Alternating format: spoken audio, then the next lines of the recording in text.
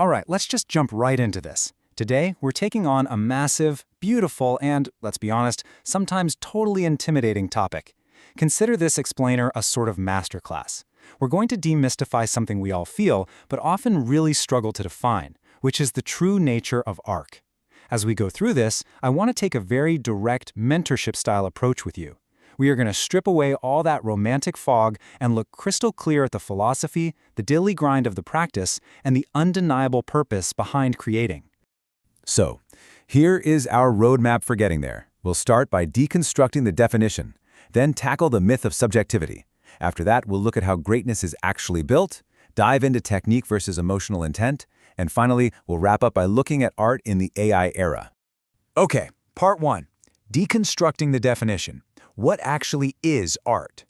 What's really fascinating here is that the definition of art is not static at all. It shifts because society shifts. Think about it. Back in the classical era, art wasn't about therapy or self-expression. It was called techne.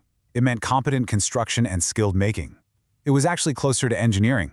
Move into the medieval era and it totally changes into something about devotion, about making collective memory visible. Jump to the 19th century and suddenly art is about translating perception and feeling, like Monet painting the literal sensation of light. And then, the 20th century completely flips the script with artists like Marcel Duchamp. Art turns into framing and concept, basically posing the ultimate philosophical question: who actually decides what counts as art anyway? But through all those eras, through all that change, a core definition survives. Art is deliberate meaning-making through form. It is not some accidental magic. It's your emotion, your perception, and your worldview turned into a shareable structure. The medium you choose to use, it isn't just a container for your idea, it's part of the message itself. Honestly, it's what human feelings look like when they develop bones.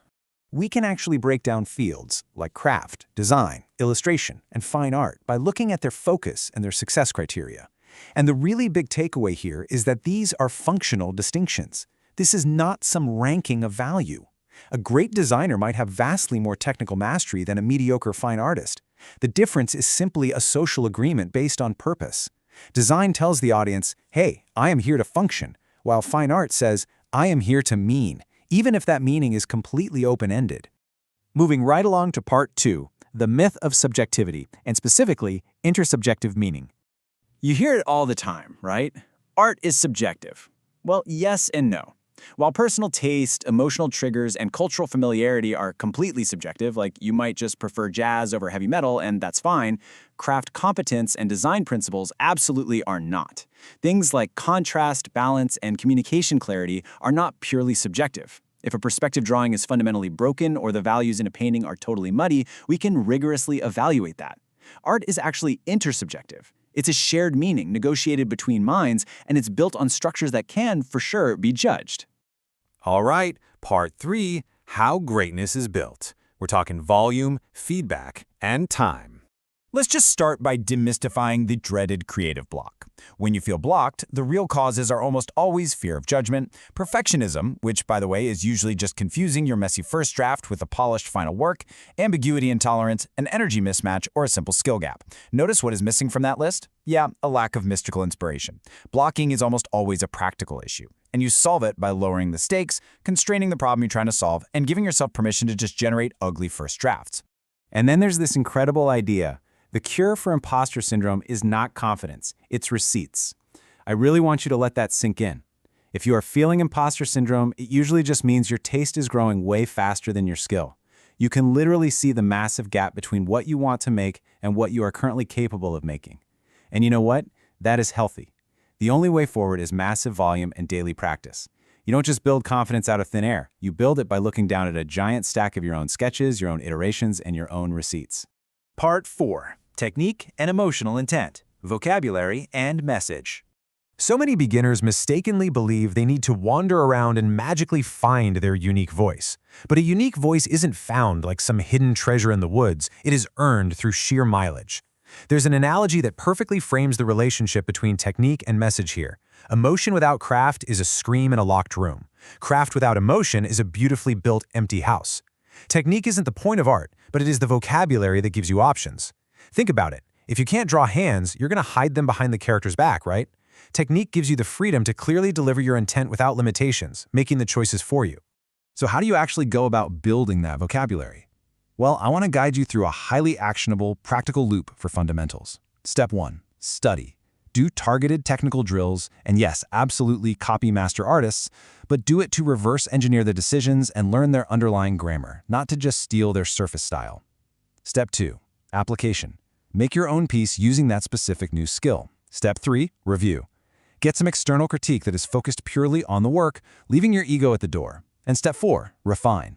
Repeat the whole process with one specific improvement constraint. If you run this loop consistently, your progress is going to be staggering. And that brings us to part 5, our final act. Art in the AI era. New tools, but very old questions. Look, societies need a lot more than just engineers and administrators to function. They desperately need meaning. And these are the 5 cultural jobs of the human artist: witness, mythmaker, critic, healer, and inventor of perception. During times of massive upheaval, like right now, human artists are the ones who metabolize the uncertainty around us. They turn our collective grief, trauma, and hopes into something we can actually hold on to. When we look at new technologies, we've got to be realistic about what is actually happening. AI absolutely changes the speed of iteration. It changes access and gives us instant variation. It is going to flood the market with highly competent form. But, and this is a massive but, it cannot replace moral responsibility, your lived experience, authentic testimony, or personal risk. A machine can generate an image in seconds, sure, but only a human artist can generate true stakes. And as you navigate this wild new world, you obviously have to survive financially. Let's completely break down that false binary of selling out versus starving artist. You do that by separating your market work from your soul work. Maintaining 2 distinct portfolios actually protects both your income and your integrity. You do the commissions, the client design, the licensing, that pays the bills. And then you fiercely protect your personal projects and your long-term vision. Having integrity doesn't mean refusing commerce. Integrity is refusing self-erasure.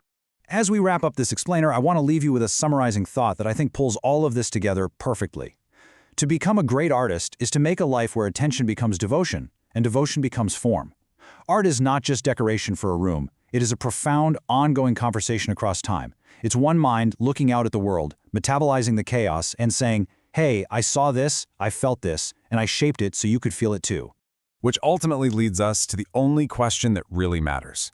Will you choose to care on purpose? Because in a world that is just overflowing with automated noise, true human intent is what we crave the most. So embrace the discipline, do the sheer volume of work, and step fully into your role as a creator. Thanks so much for joining me on this explainer. Now get out there and make something that actually matters.